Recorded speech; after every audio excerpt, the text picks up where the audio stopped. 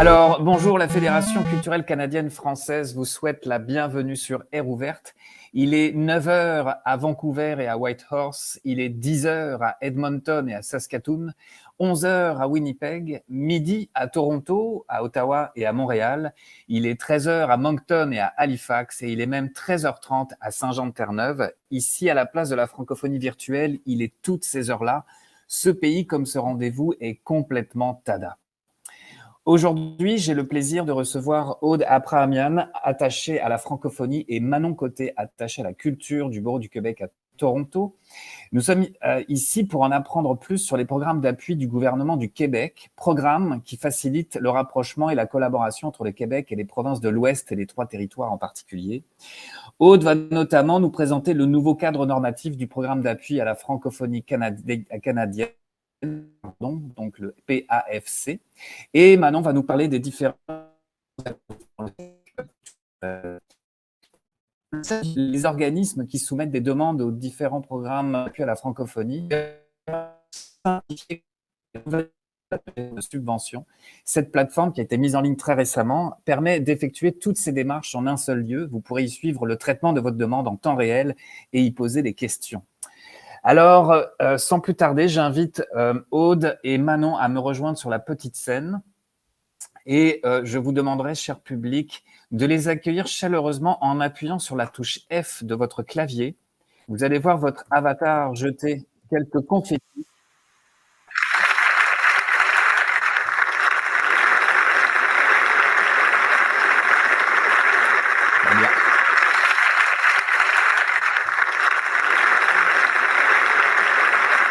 Merci, c'est toujours bon de recevoir des applaudissements. Manon et Aude, je vous invite à monter sur scène et vous allez pouvoir commencer votre présentation. Super, excellent.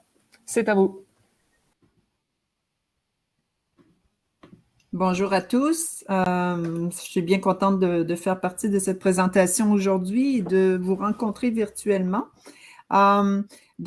Juste pour vous présenter rapidement notre bureau du Québec à Toronto, bien, en passant, moi, c'est Manon. Ma collègue Aude suivra avec les présentations en francophonie. Moi, je suis attachée à la culture au bureau du Québec à Toronto et basée à Toronto. Donc, juste pour faire un survol rapide de nos bureaux, et vous savez sûrement déjà, mais nous avons un bureau à Toronto, bien sûr, avec 13 personnes dans différents secteurs, un bureau à Ottawa, un bureau à Vancouver avec 3 personnes, donc une antenne à Vancouver qui s'occupe principalement du secteur économique et un bureau aussi à Calgary avec Julie Fafard qui s'occupe d'économie. Et bien sûr, dans l'Est, nous avons Moncton et une antenne à Halifax. Donc, le Bureau du Québec en est à sa 50e année cette année. Donc, nous allons fêter notre 50e anniversaire. Donc, 50 ans au service de la francophonie canadienne. On a été créé en 1973 et comme je le disais, on a des antennes, notre bureau a des antennes à Calgary et Vancouver. Donc, on est là pour promouvoir, défendre les intérêts du Québec sur les plans politiques, économiques et culturels et entretenir une relation privilégiée avec les communautés francophones présentes sur notre territoire. Dans le secteur culturel, et vous êtes peut-être un petit peu moins familier avec les offres que nous avons en culture, mais nos priorités d'action sont principalement de développer des marchés pour les artistes québécois, les entreprises et les organismes culturels québécois, appuyer les diffuseurs francophones et anglophones sur nos territoires, lors de la venue des artistes québécois. Alors, je précise ici que les artistes québécois, ce sont des artistes qui vivent au Québec, qui résident au Québec et non pas des artistes québécois qui vivent maintenant hors Québec. Parce que le but du secteur culturel, c'est de favoriser le développement de marché, d'aider nos artistes à se développer hors Québec. Et on peut aussi appuyer les diffuseurs en mission lors d'événements et conférences au Québec. Bon, évidemment, les budgets dont on parle ici, ce sont des budgets assez restreints comparativement au programme d'appui à la francophonie, mais on peut parler, ça peut être de l'ordre de 1 000 $ à 5 000 $ à 10 000 $ selon le nombre d'artistes présents. Par exemple, un festival, je vous donne des exemples, un festival d'été qui recevrait une délégation de 10 artistes québécois Évidemment, c'est quand même très important comme vitrine pour nos artistes. Donc, il y a un appui qui peut être offert aux diffuseurs en question, comme ça peut être seulement un artiste, mais dans un événement d'ampleur qui va vraiment favoriser son développement. Donc, il y a toutes sortes de cas de figure pour les artistes. Donc, tu peux continuer, Aude. Des secteurs d'intervention, ce sont vraiment tous les secteurs d'intervention culturelle, que ce soit en art numérique, en art visuel, en cinéma, en cirque, en danse, les industries créatives, la littérature, l'édition, la muséologie, la musique et le théâtre. Donc, on touche vraiment à tout. Ces secteurs-là, et on a beaucoup d'artistes qui se promènent en fait d'un océan à l'autre dans plein de festivals, de centres de diffusion artistique ou qui ont des programmations pluridisciplinaires, toutes sortes d'occasions évidemment de mettre en lumière le travail de nos artistes.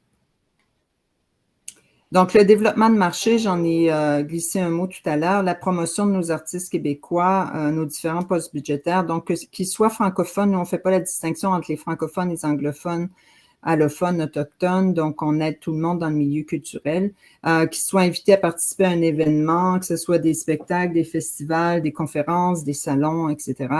On peut aussi aider les diffuseurs, les programmateurs si vous avez une réception en l'honneur de ces artistes québécois ou une réception d'ouverture de votre festival ou de votre saison annuelle, un vernissage lors d'une exposition, un lancement d'événements quelconque. Tout ça est bon pour l'appui. Ensuite, l'émission physique ou virtuelle de diffuseurs ou de programmateurs au Québec. Donc, à ce moment-là, on peut payer les frais de déplacement de ces diffuseurs-là qui, par exemple, voudraient aller à la conférence CINAR à Montréal.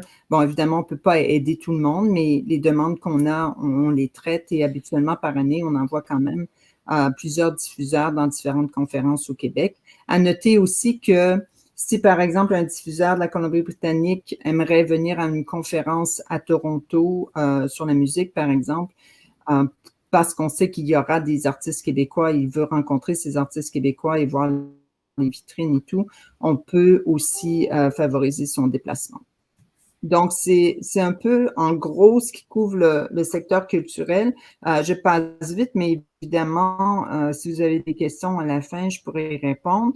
Un petit mot sur notre brochure, notre nouvelle brochure qu'on a commencé à produire en janvier 2022, qui s'appelle Zoom Culture. Donc, très belle brochure virtuelle où on fait la promotion des Québécois, des artistes québécois qui sont invités hors Québec, dans, encore une fois, des festivals, des concerts, des programmations pluridisciplinaires, etc. Donc, la dernière fois, on avait autour de 60 événements dans la brochure, ce qui couvrait une centaine d'artistes québécois. Et là, je précise encore que les artistes dont on fait la promotion, ce sont les artistes qui vivent au Québec et qui sont en performance sur nos territoires ici. Et parlant de territoire, en fait, en culture, nous, on couvre tous les territoires qui sont à l'ouest du Québec, donc l'Ontario, toutes les provinces de l'ouest et les 3 territoires. Donc, pour vous abonner, vous n'avez seulement qu'à m'écrire et vous pourrez recevoir la prochaine édition qui va sortir d'ici la fin avril. Et pour terminer cette courte présentation, j'ai une vidéo à vous présenter qui a été produite par le ministère de la Culture sur la culture au Québec. Une vidéo d'environ 90 secondes. Pourquoi le Québec est le partenaire culturel idéal? Parce que créer, chanter, danser, écrire, innover, c'est pas juste notre spécialité, c'est notre identité. Et notre identité, personne ne peut la copier. On est une société francophone. Bonjour, Québec! Ancrée en Amérique, fièrement teintée de l'Europe et riche des 11 nations autochtones. Parce qu'au Québec, on a l'habitude d'en mettre plein la vue, d'en faire voir de toutes les couleurs. Et avec nos 400 événements culturels et festivals, on chauffe tes foules à l'année, même à moins 20 degrés. Parce qu'avec nous, l'audace a toujours le rôle principal. La preuve, c'est qu'on a inventé les matchs d'impro, réinventé le cirque et attendez de découvrir ça. Parce que non seulement l'originalité et l'avant-gardisme nous définissent, mais ils nous enrichissent. La culture compte pour 3,5 % du PIB québécois. Et nos entreprises maîtrisent l'art de commercialiser leurs œuvres. Et parce que le Québec brille aux 4 coins du monde. De New York à Cannes, En passant par Tokyo, nos artistes sont constamment sur le devant de la scène. Des scènes, on sait d'ailleurs en tourner des belles, parce qu'avec nos lieux de tournage diversifiés, notre savoir-faire technique, nos crédits d'impôt avantageux et notre esprit d'équipe développé, on est des collaborateurs et des coproducteurs 5 étoiles pour les grandes productions de la planète. C'est pour tout ça et tellement plus que le Québec est le partenaire culturel idéal. Envie d'écrire un nouveau chapitre avec nous? On a déjà tout plein d'idées. Et pour terminer, Sven, si je peux me permettre, Bien sûr. si vous êtes un diffuseur et que vous voulez faire une demande d'appui, c'est très, très simple. Ça tient en une lettre avec un descriptif de votre événement, les artistes québécois invités, la visibilité offerte, le montant demandé, et vous m'envoyez tout ça. Mais évidemment, on peut se parler avant et la vidéo le disait bien, on est là aussi pour collaborer. On aime beaucoup faire les collaborations. Donc, moi, je suis là pour faire le lien entre les diffuseurs programmateurs hors Québec et les artistes du Québec. Si vous avez besoin de conseils sur les artistes, vous voulez savoir qui vous pourriez présenter en cirque et tout ça, dans n'importe quel secteur, on peut s'en parler et voir s'il y a des collaborations possibles et vous aiguiller sur nos artistes québécois.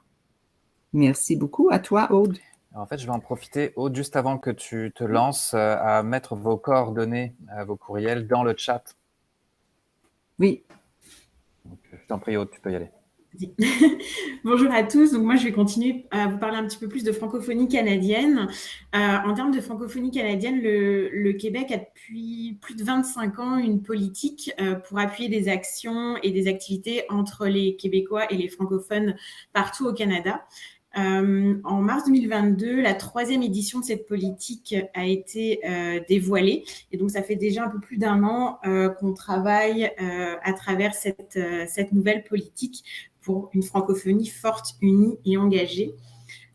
Concrètement, cette politique, elle a 5 grands objectifs. Je ne vais pas rentrer dans les détails aujourd'hui, on n'aurait pas le temps d'aller dans toutes ces petites spécificités, mais il faut quand même savoir que le but premier de cette politique, c'est vraiment de renforcer les liens et la collaboration entre les Québécois et les francophones partout au Canada, de favoriser de meilleures connaissances mutuelles, l'utilisation de la langue française et de favoriser la vitalité des cultures francophones. Donc, c'est vraiment une politique basée sur l'action et sur la collaboration.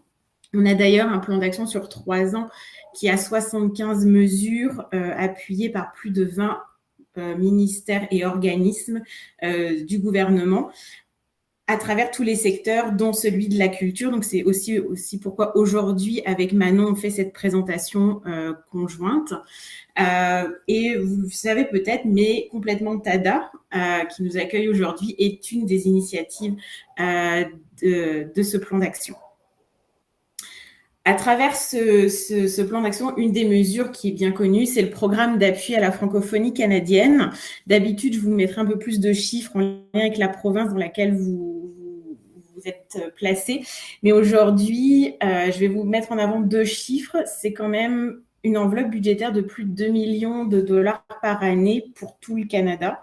On est plutôt vers 2,2, 2,3 millions suivant les années. Et ça représente quand même 275 projets annuellement. Donc, ce n'est pas un petit programme d'appui. Avant de rentrer vraiment dans les détails du programme, je voulais quand même rappeler les critères d'admissibilité. À peu près tous les organismes sont admissibles, tous les organismes non lucratifs, les établissements scolaires, de santé, les entreprises également sont admissibles au programme et les municipalités. Donc, c'est assez ouvert. Vraiment, les organismes non admissibles, ce sont les individus en tant que tels. Tout ce qui touche au gouvernement ou à des activités politiques. Et je vais le dire parce que c'est peut-être pas la place pour le dire, mais c'est quand même les agents d'artistes ne sont pas éligibles au programme. Donc voilà, c'est vraiment ouvert à tous, mais il y a quand même quelques critères à respecter. Pour les projets, c'est un petit peu pareil, c'est assez ouvert, mais comme c'est une enveloppe budgétaire qui vient du gouvernement du Québec, un des critères principaux, c'est quand même que le projet comprenne une dimension québécoise. Que ça se passe au Québec, qui est un organisme québécois impliqué ou un individu du Québec qui participe. Donc ça, c'est vraiment une condition non négociable. Une autre qu'on a rajoutée au nouveau cadre normatif qui méritait d'être précisée, c'est qu'il faut que le projet ait une dimension de francophonie canadienne. Donc, tous les projets à l'international ne sont pas éligibles à notre programme d'appui. Et un autre critère important, c'est que il ne faut pas que le projet fasse l'objet d'une autre subvention d'un de nos autres programmes qu'on fournit au Secrétariat du Québec aux relations canadiennes. Donc, on a notre programme à la recherche, notre programme d'appui aussi en relations canadiennes et notre programme de soutien aux activités. Donc, voilà, il faut bien tenir compte de ça quand on fait une demande. Également, une petite précision avant d'aller plus dans le détail, c'est que tout projet n'est pas financé à 100% dans le cadre de ce programme d'appui. C'est à hauteur de 80% des dépenses jugées admissibles, dont je vous parlerai un petit peu plus tard, et 50% des dépenses admissibles pour les entreprises. Donc, voilà, en gros. Donc ça, je vous ai fait un petit tableau récapitulatif des 4 volets de notre programme. C'est beaucoup plus de détails. Il y a un cadre normatif de 23 pages. Je vous invite à le lire, mais là, vous aurez au moins les grandes idées de ce que représente notre programme d'appui à la francophonie canadienne. C'est construit un petit peu comme l'élaboration, l'idéation d'un projet, vraiment de son départ jusqu'à son développement à un niveau pan-canadien. Aujourd'hui, on ne fait plus d'appel à projet. Donc, c'est vraiment chaque demande, chaque volet est ouvert en tout temps. Les seuls appels à projet que vous allez pouvoir voir passer sur nos réseaux sociaux vont être soit des appels entre 2 provinces, donc il y a un accord entre 2 provinces, entre le Québec et puis par exemple l'Ontario ou le Manitoba, pour dédier une enveloppe d'argent sur tel et tel projet. Ça peut arriver. Ou sinon des appels sectoriels en tout ce qui est jeunesse, économie ou tout ce qui est culture numérique. Mais si vous ne pouvez pas postuler à ces appels à projets, rien ne vous empêche de déposer à n'importe quel moment votre demande. Alors, pour entrer dans un peu plus les détails, le volet 1, ce qu'on appelle la mission exploratoire, c'est vraiment, vous avez envie de faire un projet, mais vous ne connaissez pas avec quel partenaire, vous voulez vraiment commencer une collaboration. Donc, c'est vraiment pour inviter soit l'organisme de la province, soit l'organisme québécois à se déplacer pour rencontrer d'éventuels partenaires. Donc, ça, c'est vraiment la première phase d'un projet et on couvre les dépenses jusqu'à hauteur de 7 000 $. Le volet 2, qui s'appelle transfert d'expertise, c'est vraiment pour permettre de partager des bonnes pratiques, des connaissances entre pairs, entre experts de même secteur, ou en tout cas d'un expert qui va permettre de faire monter en compétence un organisme. Ça doit s'inscrire dans, bien sûr, des événements très ponctuels, donc maximum 7 jours. Ça peut se faire à travers des ateliers, des conférences, des colloques. C'est quand même assez ouvert, mais ça permet vraiment ce transfert d'expertise. Donc, c'est soit un expert québécois francophone qui va se déplacer dans une province, mais ça peut être aussi un expert francophone d'une province qui se déplace vers le Québec. Une des petites mises à jour aussi qu'on a avec le nouveau cadre normatif, c'est qu'on permet aussi le déplacement d'une délégation d'experts vers une conférence. Parce que parfois, on ne peut pas forcément déplacer toute la conférence vers l'organisme. Donc, on permet ce mouvement-là tant que les frais rentrent dans l'enveloppe maximale du volet qui est de 10 000 $. Ensuite, nous avons le volet 3 qui est un des volets les plus connus. C'est le volet partenariat. Donc là, on est vraiment dans une démarche de co-construction de projet entre 2 partenaires. C'est forcément un organisme d'une province avec un organisme québécois. Après, c'est un minimum. Il peut y avoir plusieurs organismes impliqués, mais ça, c'est le minimum exigé par ce volet. Donc, c'est pareil, tout secteur, tout type de projet, de collaboration. Il faut vraiment qu'on voit un engagement des deux organismes dans l'élaboration de ce partenariat. Et là, la petite chose en plus, donc là, c'est le co-demandeur, il est obligatoire. L'enveloppe budgétaire, c'est 20 000 $ par projet. Et vous pouvez faire des demandes pluriannuelles, donc jusqu'à 3 ans. Donc, ça serait 20 000 $ pendant 3 ans, jusqu'à. Le dernier volet, qui est initialement un un volet pan-canadien. Donc, seuls, au départ, les organismes à dimension pan-canadienne, c'est-à-dire qu'ils ont plusieurs membres, quatre membres minimum des membres dans 4 provinces minimum au Canada, pouvaient être éligibles à cette enveloppe budgétaire qui est un volet 3, mais à un plus grand rayonnement.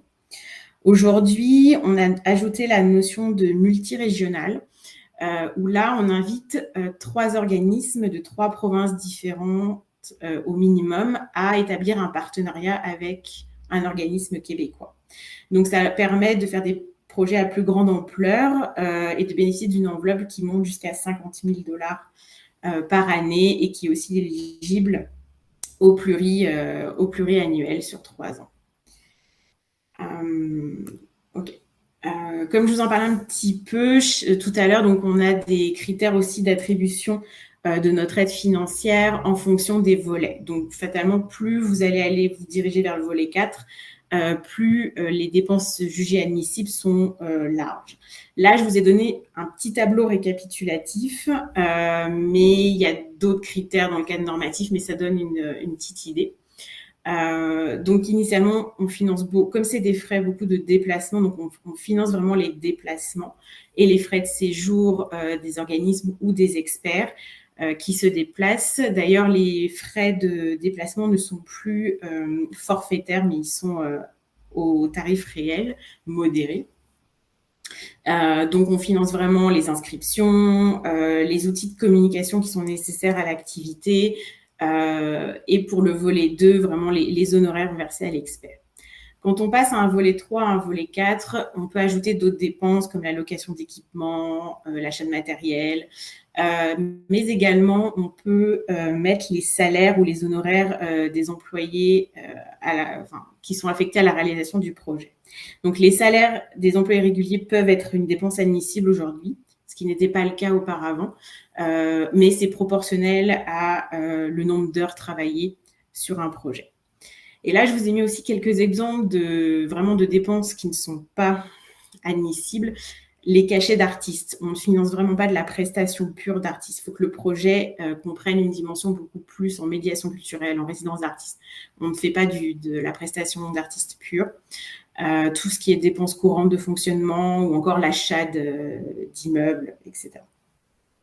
Une petite nuance aussi à apporter, on a marqué dépenses effectuées avant le dépôt de la demande. Il est très important aujourd'hui, quand vous faites une demande, de bien la déposer dans les 4 mois minimum avant le début du projet. Et je dis bien projet et pas activité, et 6 mois maximum. On sait très bien que pour arriver à développer une activité, il faut quand même commencer bien en amont. Donc, c'est vraiment par rapport à la date de début du projet. Et du moment où vous avez déposé votre demande, même si elle n'a pas été acceptée, toute dépense que vous allez effectuer après le dépôt de la demande peut être reçue dans les dépenses. Alors que si c'est effectué avant, si vous achetez votre billet d'avion avant, par exemple, pour un déplacement, ça ne pourra pas rentrer dans le budget de la demande. Donc, il faut vraiment faire attention à ce critère-là. Parce que nous, on est toujours sur les délais de traitement un petit peu longs. C'est 60 jours ouvrés et 90 jours ouvrables, si je sais plus. En fait, il faut compter 3 mois calendaires pour qu'on vous réponde si la demande est complète. Donc ça, je vous ai présenté le programme d'appui à la francophonie canadienne. On a également un autre petit programme d'appui qui s'appelle « Soutien aux activités en francophonie canadienne ». Ce programme, avant, s'appelait « Soutien aux événements » pour ceux qui connaissent déjà nos programmes.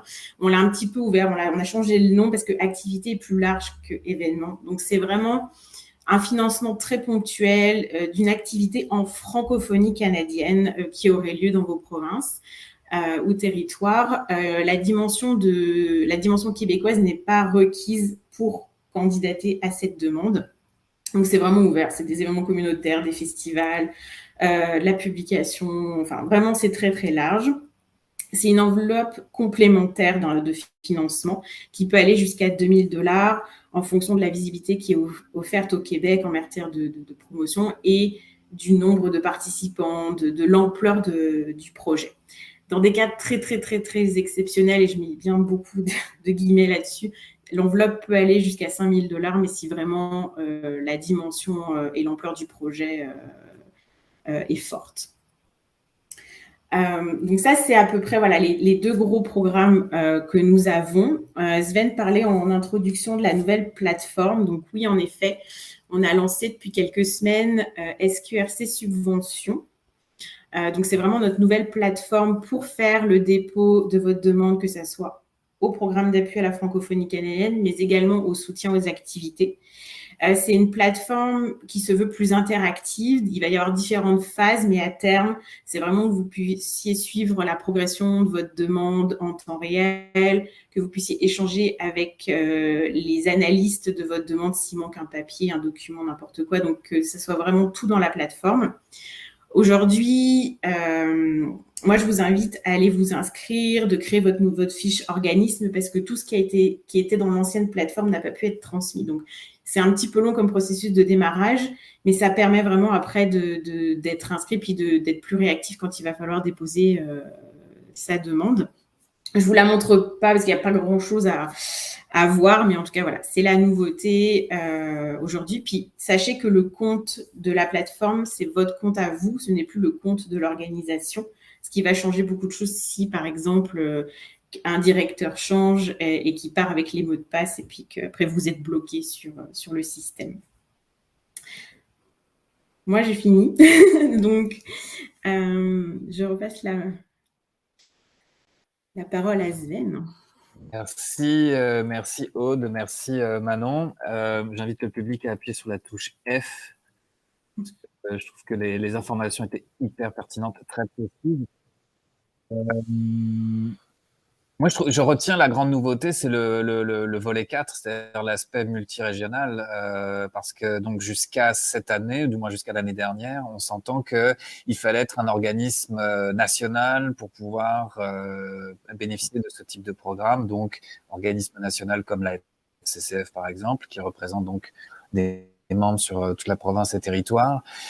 Là, on s'entend donc que pour ce volet 4, c'est donc minimum 3 organismes de 3 provinces et territoires différents qui peuvent monter un projet avec le Québec. Donc, ça donne 4 joueurs autour de la table et donc peuvent bénéficier d'une subvention découlant directement de ce volet 4.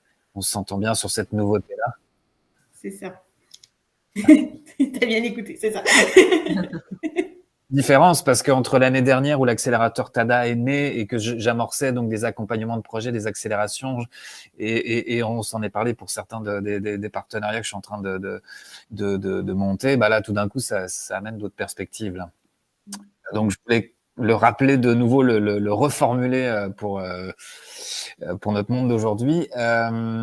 Est-ce que vous pouvez juste me rappeler quand même l'adresse du site de la plateforme si on veut aller le voir? Parce que là, autre information importante de ce que tu disais, Aude, c'est que, on va dire malheureusement, les fiches organismes qui étaient de l'ancienne plateforme n'ont pas pu être transférées sur la nouvelle. Donc, faut juste bien rappeler que pour des organismes qui avaient été inscrits précédemment, il faut juste recréer sa fiche. Donc, j'aimerais remettre le lien dans le chat là pour faire ça à chaud, peut-être même juste après notre rencontre. Sinon, je vais essayer de la retrouver. Attends. Je vais le mettre. Je l'ai. Merci beaucoup. Génial. Attends, je vais juste la partager à everyone. Parfait, pour que tout le monde l'ait. Mais en fait, c'est la période d'échange, c'est ça qui est pratique avec cette plateforme. Oui, présentation en plénière et tout ça. Mais en fait, j'inviterais votre avatar à se déplacer au micro là où je suis pour avoir l'option de porte-voix, pour être capable de partager vos suggestions, questionnements ou monter sur scène. Pour des avatars qui seraient peut-être un peu trop timides, vous pouvez poser votre question dans le chat et il me fera plaisir de la relayer. Mais là, je vois que Sylvie s'approche. Tu peux juste ouvrir ton micro. Oui. Bonjour tout le monde, bonjour, au plaisir de te revoir. Puis pour Manon, plaisir de te rencontrer. Je suis directrice du regroupement artistique francophone de l'Alberta, donc on représente des artistes et des organismes artistiques, incluant un réseau de diffusion, donc j'ai plusieurs questions. La première, par rapport à la formation, par le passé, je déposais des partenariats pour une résidence qu'on tient à tous les 2 ans d'une semaine. Il fallait avoir un partenaire qui avait comme une entreprise, que ce soit une boîte d'artistes, etc. Est-ce qu'on peut faire un partenariat avec des artistes individuels comme mentor qu'on souhaiterait inviter? Il faut que ça soit quelqu'un qui est enregistré comme entreprise. Non, malheureusement, le co-demandeur ne peut pas être un individu. Il faut que ça soit un organisme, une troupe de théâtre ou une entreprise, mais ça ne peut pas être un individu. Ouais. OK, donc si l'artiste a une entreprise, ça va. Oui, il y a un petit critère, il faut qu'il soit inscrit au registre des entreprises. Parce que s'il est inscrit au registre des entreprises non admissibles, ça ne marche pas. OK, comme avant. C'est parfait. Advenant que je voudrais amener une délégation de mes diffuseurs au Contact West à Kelowna au mois d'octobre et qu'il y a des artistes québécois là à découvrir. Est-ce qu'on fit en quelque part? C'est plus pour Manon, je pense. Oui, je pense que ça ne pourrait pas aller dans les programmes d'appui à la francophonie. Okay. Mais je pourrais regarder Sylvie. Et d'ailleurs, Sylvie, je signale qu'en principe, je serai dans le coin, dans votre beau coin de pays, à l'automne, au mois de septembre, et je vais aller vous voir, c'est sûr. On pourra se rencontrer. Donc, il faudrait juste, puis là, peut-être qu'on pourrait se faire un appel séparé à ce sujet-là, précisément. Okay. Contact West à Kelowna, c'est à quel moment? C'est à l'automne? Mois d'octobre. Mois d'octobre, OK. Fait qu'on a le temps de se parler. Je t'invite à m'envoyer un message, puis on fixera un appel. Normalement, s'il y a beaucoup d'artistes québécois qui sont invités, puis votre objectif, évidemment, c'est de rencontrer beaucoup d'artistes, dont les Québécois, on peut voir s'il y a un appui possible. OK, merci. Ouais. Et la dernière question, et ensuite, je laisse le micro. Il y a, si j'ai bien compris, soutien aux activités franco-canadiens. Advenant, mes diffuseurs organisent une tournée. Est-ce qu'ils peuvent faire une demande collectivement? Donc, plusieurs diffuseurs pour un artiste quelconque. Non, c'est vraiment pour des activités ponctuelles où c'est plus ciblé sur nous, par exemple, dans les tournées, on finance plutôt l'organisme qui accueille l'artiste que le diffuseur pour la tournée au complet. Surtout que les tournées, généralement, sont déjà subventionnées par d'autres programmes d'appui du gouvernement. Donc, par exemple, si la CFA régionale de Lethbridge accueille Coup de cœur francophone, c'est la CFA qui va faire sa demande et nous, on peut soutenir à travers cette demande-là. C'est un peu plus comme ça. Chacun doit appliquer. C'est ça. Okay. Mais après, si tout le monde veut, il faudrait qu'on trouve un autre système parce que sinon, toutes les ACFA régionales vont postuler. Mais... Ben oui, c'est ça. J'essaie d'éviter le bombardement, mais aussi l'efficace. J'essaie de promouvoir d'être efficace. Donc, c'est pour ça que je posais la question. Donc, tu me dis que tu relèves l'exemple de Coup de cœur. Le Coup de cœur, il n'y a pas de risque de dédoublement avec ces subventions ici? Coup de cœur est financé par déjà un programme spécifique. Après, quand ça va être dans ce cas-là, pour éviter les multiplications de demandes, il faudrait que les ACFA se regroupent, par exemple, et fassent une seule demande. Et puis là, on pourrait voir si c'est éligible pour l'enveloppe à $5,000 parce que c'est... Dans ce cas-là, ça serait nous comme coordonnateurs du réseau de diffusion. C'est ça. Mais il faut que ça soit vraiment bien expliqué et toutes les dates de tournée. Ouais. Parce que c'est le seul programme qui finance de la prestation d'artistes en soi. Oui. Le PFC n'est pas éligible. Donc, ouais. Et d'artistes québécois. Oui. Pas forcément d'artistes québécois. Ça peut être des artistes francophones. Ah, OK. Ben, on se parle là-dessus. Sylvie, ça me permet de préciser que dans les budgets de développement de marché pour les artistes dans le secteur culturel, on ne subventionne pas non plus de cachets ni de déplacement d'artistes. Oui, c'est clair. C'est vraiment seulement la promotion, les réceptions, les invitations. Mais c'est très bien aussi parce qu'on a des artistes qui se déplacent, puis on va regarder à ça, absolument. Oui.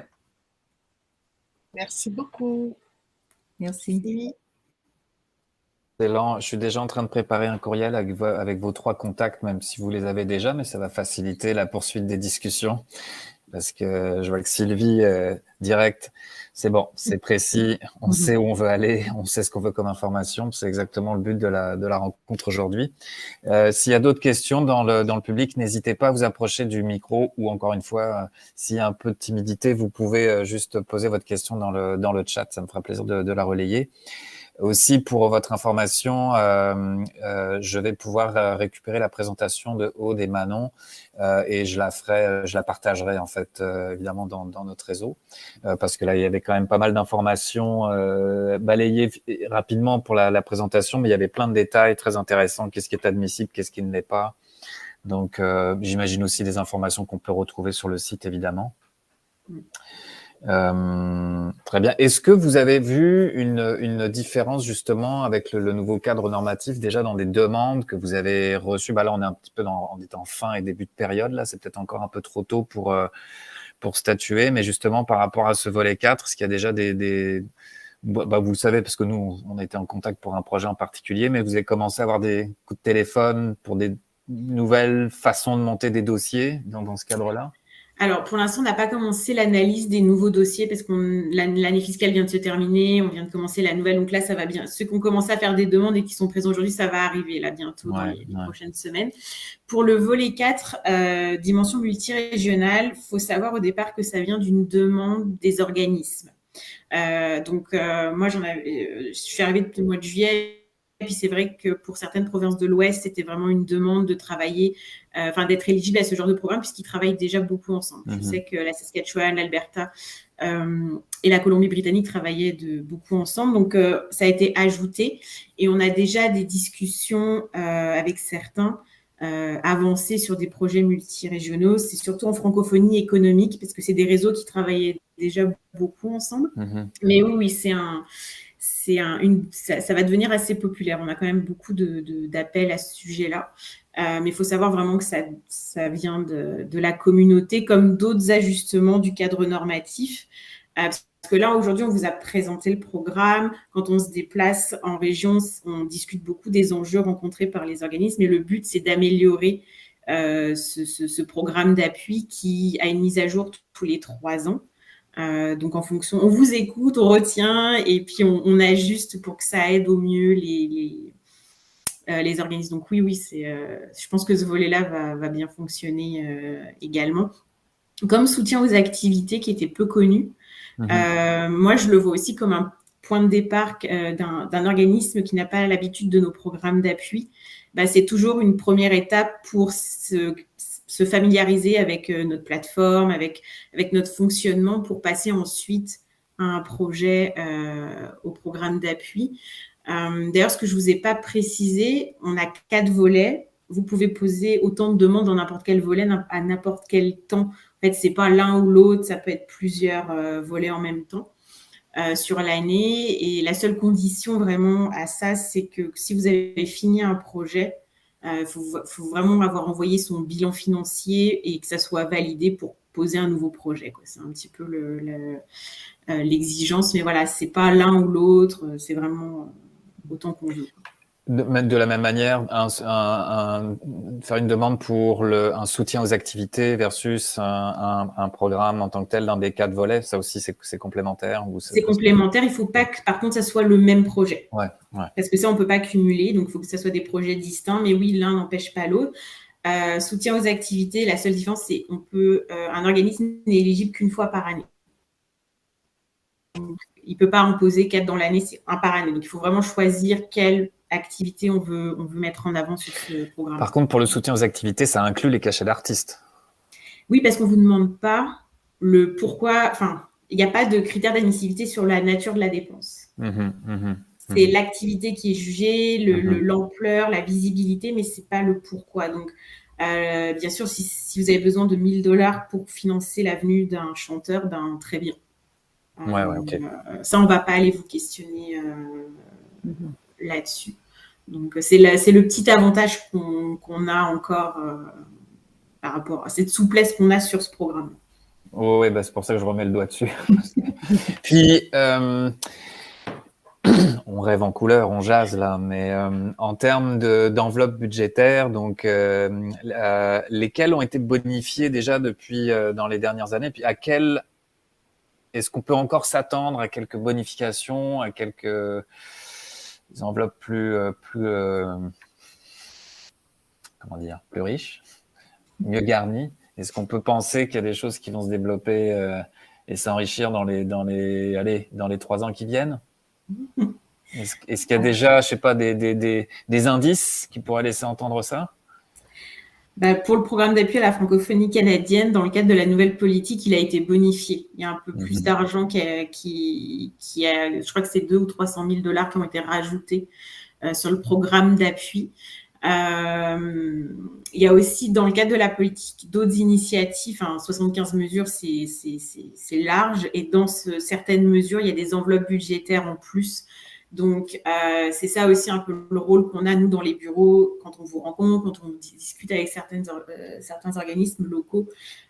Si on voit que des projets s'inscrivent dans ceux de la politique, on essaie de mettre les organismes en contact pour que peut-être il y ait des collaborations possibles. Donc là, on peut aller chercher d'autres enveloppes budgétaires. Pour soutien aux activités, l'enveloppe est un petit peu bonifiée, mais ça reste une enveloppe très, très, très limitée. Mais elle est un petit peu bonifiée, puis parfois, on peut aller chercher quelques subventions de plus. Mais voilà, pour l'instant, moi, en francophonie, on en est là aujourd'hui. C'est déjà bien que le programme ait été appuyé par la politique. À voir dans 2 ans, à la fin du cycle de 3 ans de la politique, s'il y aura une augmentation. Donc, je ne sais pas toi, Manon, de ton côté... Les budgets culturels? Non, en fait, ce sont de très petits budgets. Parce qu'en francophonie, on parle d'une enveloppe d'autour de 2 millions pour couvrir tous les projets par année. On n'est vraiment pas dans ce même type de budget. Alors, ce sont de petits budgets, mais on travaille beaucoup à aider les organismes, les diffuseurs et les artistes à se positionner sur le terrain, les diffuseurs à faire venir les artistes et tout ça. Donc, c'est beaucoup dans l'accompagnement conseil et évidemment de petits montants pour les aider. Mais on n'est pas dans l'ordre des 50 000, des 20 000 $. Mais pour un diffuseur, chaque petit 1 000 $ est très important, comme on sait. Oh oui. Ouais. Oui, puis ce que vous soulevez, c'est aussi l'apport, le conseil, l'expertise, l'accompagnement. C'est-à-dire que là, on est au-delà de l'enveloppe stricte, mais c'est effectivement du temps nécessaire à élaborer des relations, des partenariats, préparer un peu le terrain. Oui, puis c'est quelque chose qui peut prendre 2 ans, ça peut prendre 2, 3 ans avant d'arriver à développer un partenariat avec quelqu'un. Donc, pour réussir à faire venir des artistes, ça peut prendre parfois du temps. Pour des questions de budget, des questions de disponibilité et tout. Donc, c'est à long terme, moyen et long terme. Excellent. Mais merci beaucoup. Alors, je rappelle à notre public qu'on j'ai mis un petit peu plus haut dans le fil de la discussion dans le chat vos adresses courriels parce que vous êtes d'une disponibilité hors pair. Donc, non, mais je veux dire, c'est ce qui est important aussi dans ce genre de rencontres où quand on a besoin d'informations sur des subventions avant de se lancer dans des dossiers, c'est tout ce service conseil. Puis on a déjà travaillé ensemble et on va continuer. Je veux juste m'assurer. Il y a peut-être quelqu'un qui a un problème pour se déplacer. Je vais aller voir pour vous poser une question. Ne bougez pas.